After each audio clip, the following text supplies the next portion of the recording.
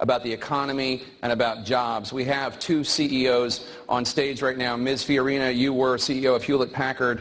Donald Trump says you, quote, ran HP into the ground. You laid off tens of thousands of people. You got viciously fired. For voters looking to somebody with private sector experience to create American jobs, why should they pick you and not Donald Trump? I led Hewlett-Packard through a very difficult time, the worst technology recession in 25 years. The NASDAQ stock index fell 80%. It took 15 years for the stock index to recover.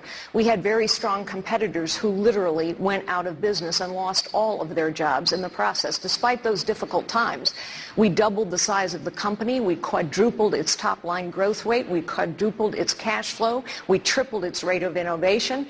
Yes, we had to make tough choices.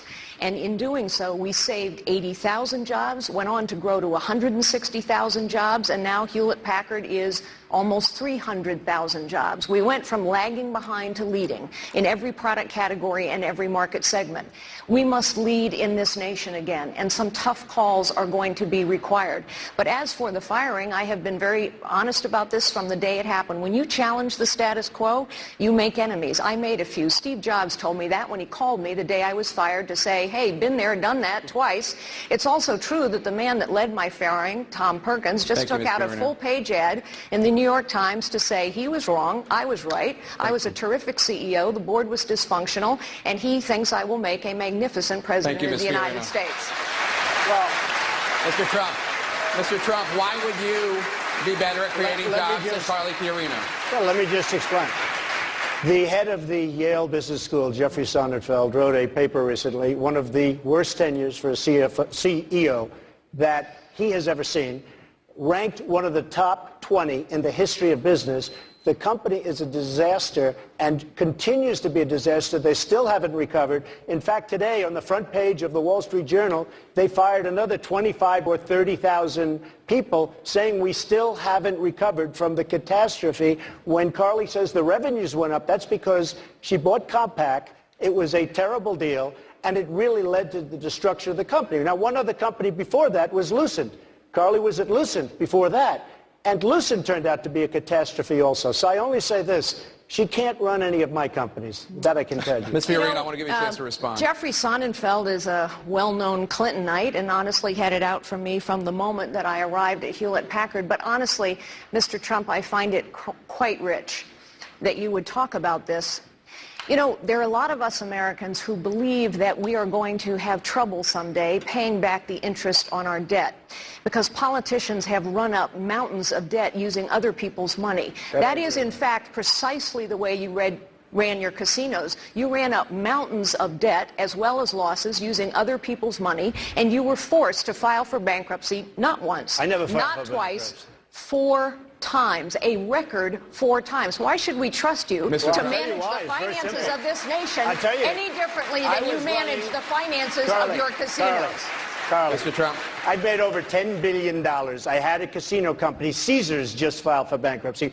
Chris will tell you, it's not Chris's fault either.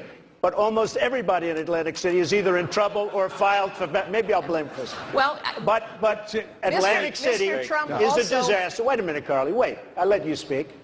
Atlantic City is a disaster, and I did great in Atlantic City. I knew when to get out. My timing was great, and I got a lot of credit for it. Many of the great business people that you know, and Carl Icahn's going to work with me on making great deals for this country, but whether it's Carl or so many others that we read about all the time, they have used the laws of the land, which are the best. Thank you, Mr. Trump. Governor Christie's name has been invoked. I'd like to give him the 30-second opportunity. While I'm as entertained as anyone by this personal back and forth about the history of Donald and Carly's career, for the 55-year-old construction worker out in that audience tonight who doesn't have a job, who can't fund his child's education, I got to tell you the truth. They could care less about your careers. They care about theirs. Let's start talking about that on this stage and stop playing the games. John, I'm not done yet, John. A track record of leadership is not a game. It is the issue in this election. Carly, listen. You can interrupt everybody else on the stage. You got to interrupt me. Okay? The fact is that we don't want to hear about your careers. back and forth and volleying back and forth about who did well and who did poorly. You're both successful people. Congratulations. You know who's not successful? The middle class in this country who's getting plowed over by Barack Obama and Hillary Clinton. Let's start talking about those issues tonight and stop this childish back and forth between the two of you. Ms. Fiorina, I want to give you... Governor Kasich, I'm coming to you next, but Ms. Fiorina's name was mentioned, and I have to give her the opportunity to respond if she wants it. Well, I thought we had been hearing quite a bit about Governor Christie's record as governor, actually. I think track records are very important. I completely agree that what's at stake here is the future of this nation and the future of every American. But I do think that a track record of leadership is vital because in the end, this election is about leadership. And let's talk about what leadership is. It's not about braggadocio. It is about challenging the status quo, solving problems, producing results, and the highest calling of leadership is to unlock potential in others. Thank you. Problems have festered in Washington for too long, and the potential of this nation is being crushed. Thank you.